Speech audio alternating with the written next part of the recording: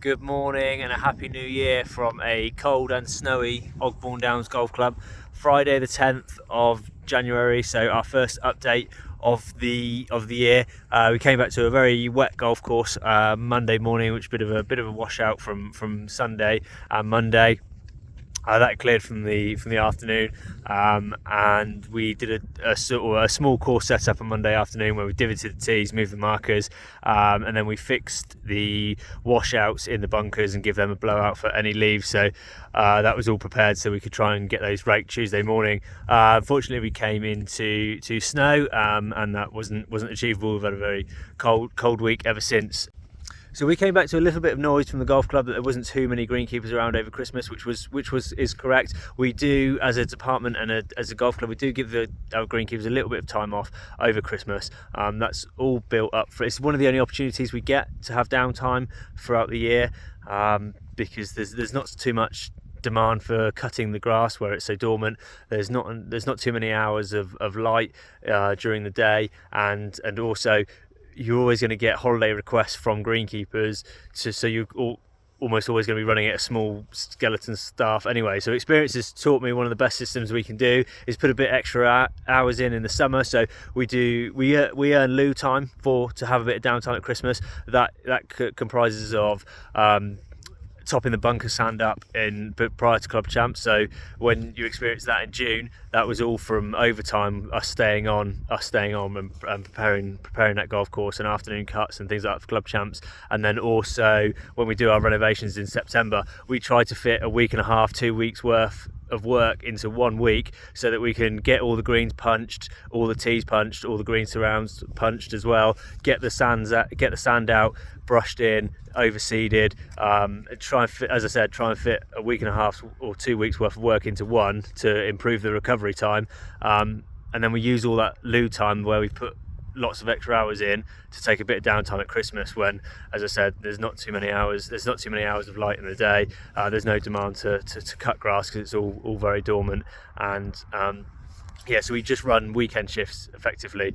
So that is just servicing greens and moving markers. So greens were rolled, dewied, cut, and holes were changed, and the markers were moved as well, so we don't get too much wear in between that. So that comprises of what we do over Christmas and why we do it, and it's a good opportunity for us to have a bit of a midwinter break, so we all come back refreshed in the new year, looking forward to what the year is going to bring.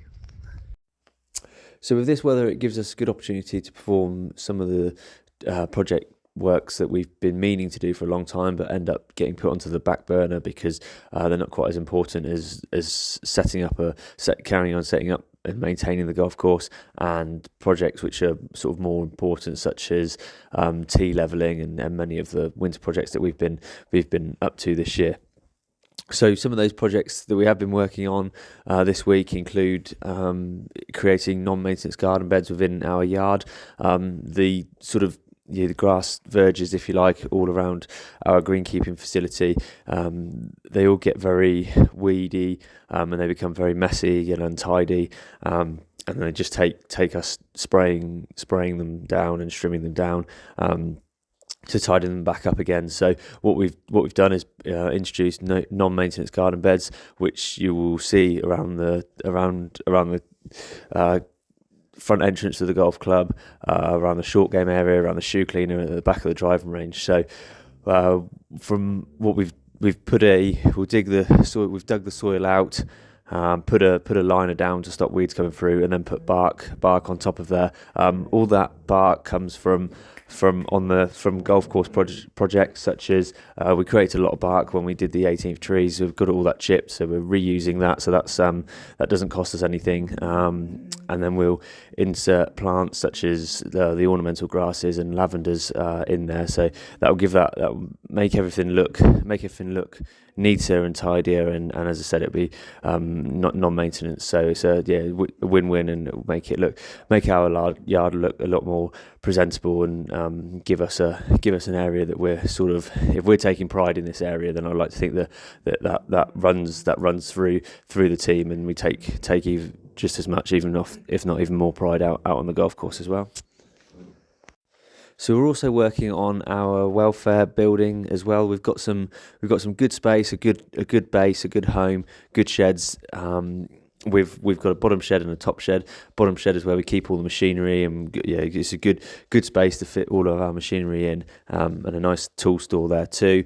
And then we've got our top shed, which is where we have our workshop, our lunch room, meeting room, our lockers, and our office. The top shed is still quite it's a shell of a building, so we want to upgrade that to improve those facilities, and it's a good space, and we just want to make the use of that good space. So the stud work that's been working on this week, we're creating a locker room on the between just yes, you've got the workshop in the background there, and then the next room will be a designated locker room where all the team will keep their belonging, work uniform and PPE, and belongings and that, and we'll stick out all our radios and all that sort of stuff in a designated locker room to store stuff away. So what we're aiming to do, we've sort of designed how we want those, how we're going to upgrade the welfare area, and then we're just probably going to work on one room a year at a time, or something like that. So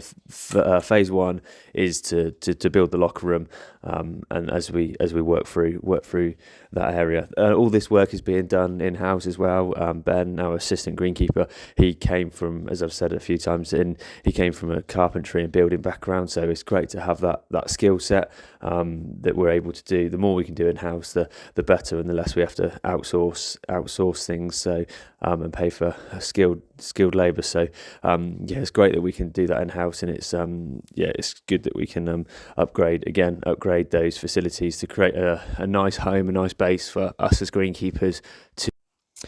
Stuart, our sort of greenkeeper / mechanic, has also been in the workshop this week, working on maintaining some of the machinery as required, and then getting prepared for winter servicing as well. Really important that we look after our machinery, and it's similar to your cars where you sort of get an MOT and a service every year. So we just to get all the oil changed and all the filters changed and all that sort of thing, and that gets all the machinery up and ready and prepared for the season ahead. So we have less breakdowns, less downtime, and all that sort of thing. So good health check on the machinery, ready for the season ahead.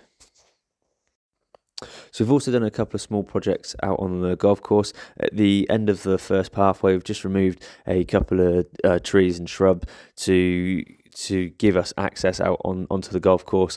So I suppose this is a sort of a final snagging job to all the pathway and the mound to separate 1 and 10 a little bit better.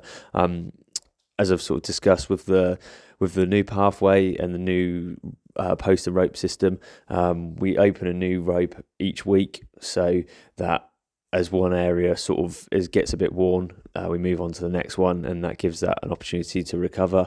That will only last so long through the winter.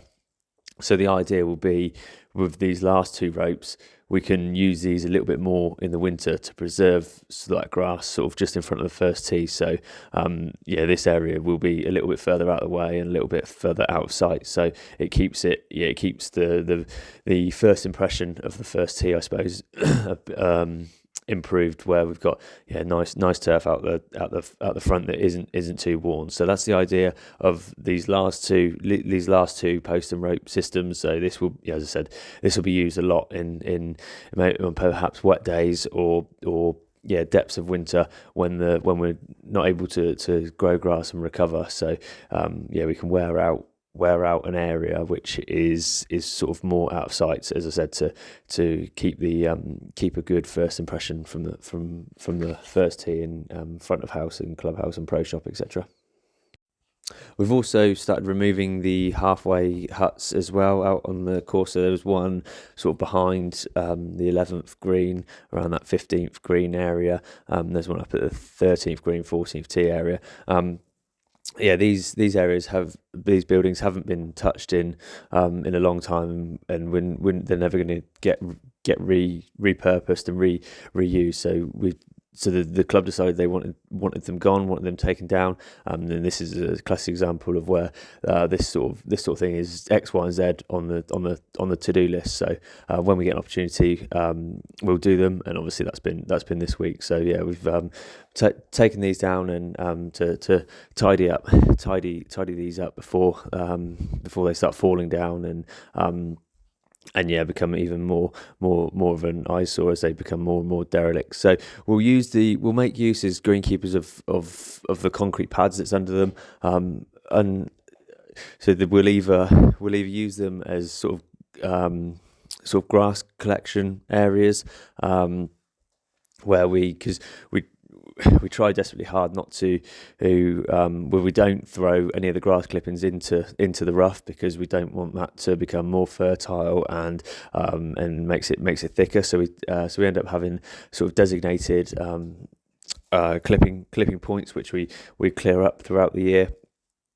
So we may well use these concrete pads for that, or we may even look into the option of storing some of the top dressing sand on them, so that when we're driving around doing the top dressing on greens, that we've got a few stations around the golf course where we can grab some extra sand from, because it's a long way to drive from the yard where our current sand dressings are stored all the way up to, for example, the 13th green, 14th tees, stuff like that. So yeah, we will make use of those concrete bases which are under them and repurpose those. So with this adverse weather, we've been closed on the golf course much of this week, and we're having a lot of snow hanging around on the greens, and it seems to be the last place it's clearing. So I'm just going to put the weather forecast up here and talk through and give a bit of prediction as to when we can when it's this cold snap will be over. We're recording on Friday, so looking at the weather, it looks much the same for Saturday, Sunday, and over Monday night. Monday does get up to 4 degrees, so we may start to thaw out there. And then looking at Tuesday, getting up to 9-10 degrees. So that really should start thawing there, and hopefully we'll be back to some form of normality. When we are back to some form of normality and we're able to get back out on the golf course, at present the pins are in what we call frost positions, so they're right at the fronts of the green. So the idea there is that golf just plays to the front of the green and up to the hole, and then that gives the middles and the backs a rest while it's frosty or thawing, due to the fact that if the pins are in main green spots, then we can't change pins when it's sort of this frosty and prolonged period of frost, as the ground's frozen solid and can't get a hole changer in there. So you end up with a lot of wear and mud around, potential loss of grass coverage around that hole in a prominent area. So it just protects the main green, the main putting surface. So that's why we have those frost pins. So looking at weather forecasts, we'll probably look to hopefully be open some point, definitely by Tuesday, and then we'd have thawed out and be changing holes and back onto normal full main greens on sort of by Wednesday, Thursday afternoon or something like that. Touch wood. So yeah, that's my Michael Fish weather prediction over the next few days. So hopefully that works out and is relatively accurate, but we shall see. That's all for this week, folks. So yeah, we've had a good first week back, starting some of the projects which we've been wanting to do for a long time, and then hopefully next week we look forward to getting back to some form of normality and getting you back out on the golf course, and look forward to seeing you out there.